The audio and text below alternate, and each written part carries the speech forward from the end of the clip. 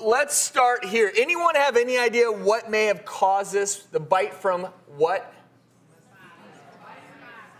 Let's see, I hear spider, I hear tick, and mosquito.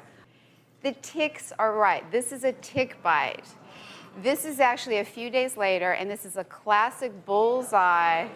Yeah, and there it is. That's what a tick looks like. That's a tick right there, full of blood and gorge. You see how big the body is? So this is a bullseye rash. If you see this, and particularly if you have accompanying symptoms of fever, fatigue, maybe headaches, you have to go to the doc because antibiotics. And this is Lyme disease. But if you ignore it, Lyme disease can have some long-term consequences that you don't want to deal with. So gently remove the tick. That's right. Hopefully there's no remnants of the tick. If there are, you got to get that out. Now we've got this really kind of itchy, painful little area. What can you do for it? Yes, and it turns out that itchiness is counterbalanced by applying something that cools the skin. So in this case, you can use peppermint oil to cool the skin. That stops the itching, prevents the scratching, prevents any other infection. And another alternative is using cider vinegar, also antiseptic and also soothing to the skin. Don't mess around with tick bites. Let's move on. So audience, any ideas what may have caused these bite marks?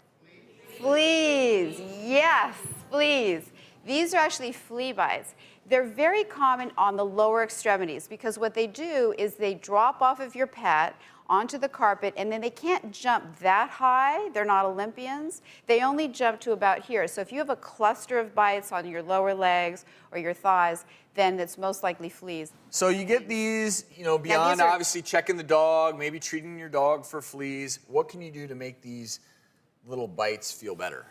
Well, there's a number of treatments for flea bites, of course, and one is using hemorrhoid cream. It's anti-inflammatory, it's very soothing, and it reduces swelling and inflammation, which is why you use them in the other parts of the body too. Just make sure you're using different applicators. Just throwing that out there. All right, another option is actually basil. It smells basil. great. And so here it is, someone took the time and made it into a little pesto. So if you're having pesto that night, you can use it as twofold therapy. But if you pulverize this, you kind of mash it up and apply it directly to the bites. That's also soothing because the body will read the cooling, soothing effect instead of the itchy, burny, and you won't scratch.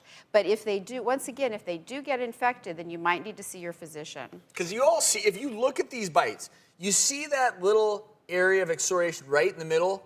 That is an opening to the world. That is where bacteria like to crawl in there. And of course, you can't see bacteria, but if they infect that little opening there, this can then become inflamed, red, swollen.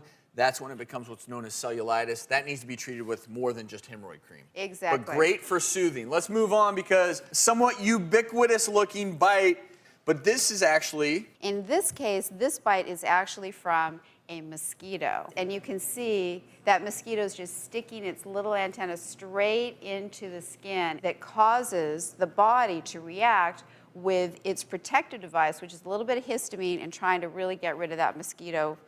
It's not a venom. Well, that mosquito does it when it injects its enzymes. It doesn't want your blood to clot because it wants your blood nice and fluid so it can suck it in. That's right. Because it wants your blood. And there's a whole bunch of wonderful remedies for these bites. One is you can take tea bags and you can soak them and apply the tea bag directly to this hive. You can obviously take an oral antihistamine. It turns out that applying soap, just rubbing a little bit of soap on the bite itself, helps relieve itching. Also really? inflammatory. I've never heard of that. Yeah, it's kind of a new thing. You can mix a little bit of rubbing alcohol with the water from the tea bag, and that dries it and is nice and antiseptic. Turns out putting a little bit of deodorant on. So if you're traveling and that's all you've got, just throw a little bit of your deodorant under your arms. You can put it on a bite. And honey.